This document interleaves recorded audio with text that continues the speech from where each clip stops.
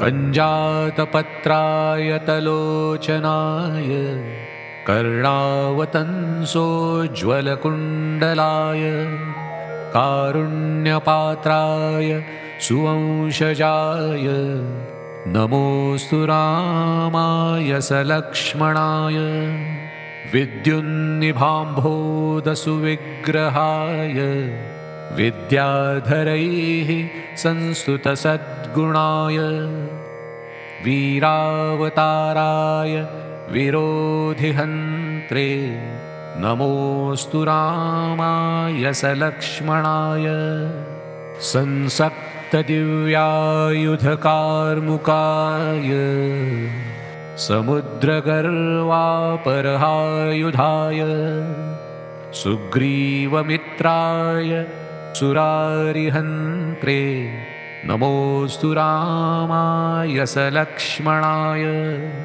पीताम्बरालङ्कृतमध्यकाय पितामहेन्द्रामरवन्दिताय पित्रे स्वभक्तस्य जनस्य मात्रे नमोऽस्तु रामाय सलक्ष्मणाय नमो नमस्तेऽखिलपूजिताय नमो नमश्चन्द्रनिभाननाय नमो नमस्ते रघुवंशजाय नमोऽस्तु रामाय सलक्ष्मणाय इमानि पञ्चरत्नानि त्रिसन्ध्यं यः पठेन्नरः सर्वपापविनिर्मुक्तः स यति परमां गतिम् इति श्रीरामकर्णामृतान्तर्गतं श्रीरामपञ्चरत्नम्।